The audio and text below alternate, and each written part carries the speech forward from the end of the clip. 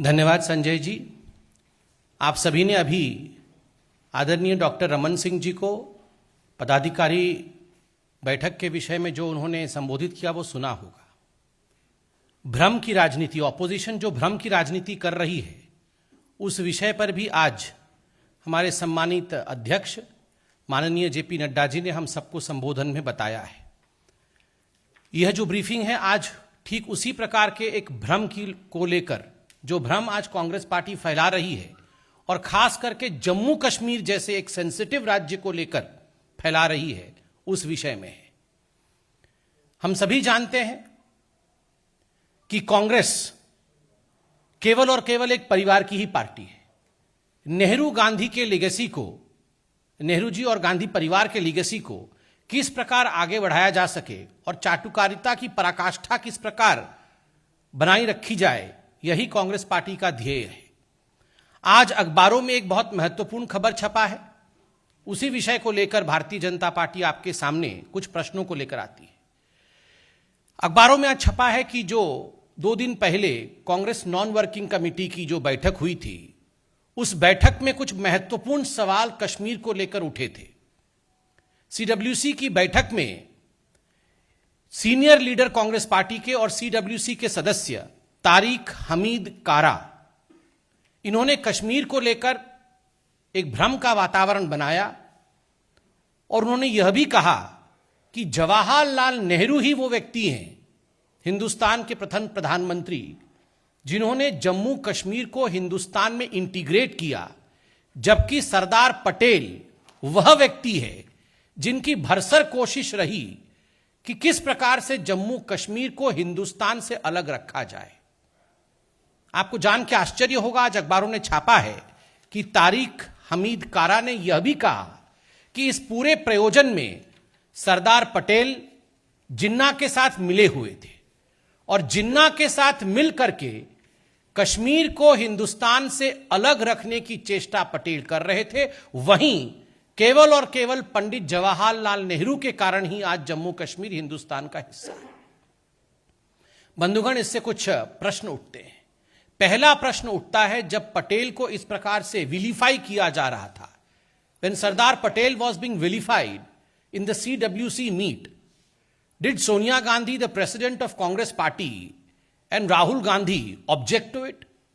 जब इस प्रकार से सरदार पटेल, जो हिंदुस्तान को अखंड रखने में जिनका एक महत्वपूर्ण भूमिका रही है, जो हिंदुस्तान के लोकप्रिय नेता हैं, हम सबके आदर्श हैं, जब उनको एक विलियन के रूप में सीडब्ल्यूसी के मीटिंग में प्रस्तुत किया जा रहा था, तो क्या आदरणीय सोनिया गांधी, जो अध्यक्षा है कांग्रेस पार्टी की, उस मीटिंग में वो मौजूद थी? राहुल गांधी उस मीटिंग में मौजूद थे? क्या यह प्रश्न उनके तरफ से उठा कि इस प्रकार से कारा साहब को नहीं कहना चाहिए पटेल जी के लिए? यह हम जानना चाहते हैं, नंबर 1। नंबर 2, आश्चर्य का विषय, यह चाटुकारिता की पराकाष्ठा है, क्योंकि तारिक हमीद कारा जो सीनियर लीडर हैं कांग्रेस पार्टी के, कश्मीर से आते हैं और जिन्होंने सरदार पटेल को लेकर यह प्रश्न खड़ा किया, उनका एक ही उद्देश्य था सीडब्ल्यूसी की मीटिंग में, और वो उद्देश्य था राहुल गांधी को पुनः कांग्रेस के अध्यक्ष के रूप में स्थापित करना। उन्होंने हाथ खड़े करके वहां पे अटेंडेंस रोल भी लिया कि कौन लोग ऐसे हैं जो राहुल गांधी को अध्यक्ष बनवाना चाहते हैं।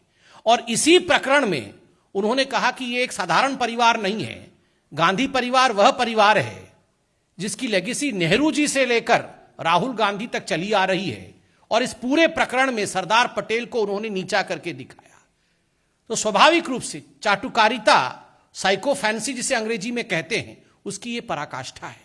एक परिवार ने सब कुछ किया और बाकी किसी ने कुछ नहीं किया।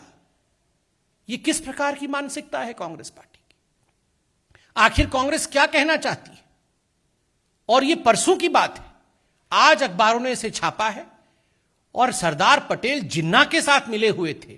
इस प्रकार घृणक शब्दों का प्रयोग करके कांग्रेस पार्टी ने अपने सीडब्ल्यूसी के मीटिंग से न केवल भ्रम, अपितु हम तो एक शब्द आगे जोड़ते हुए कहेंगे कि पाप किया है।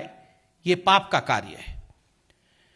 बंधुगण, आज भारतीय जनता पार्टी यह जानना चाहती है कि क्या इस प्रकार के शब्दों के प्रयोग के लिए तारिक कारा जी को रिप्रिमैंड किया गया, क्या उनको सीडब्ल्यू से निकाला जाएगा, यह भी हम जानना चाहते हैं।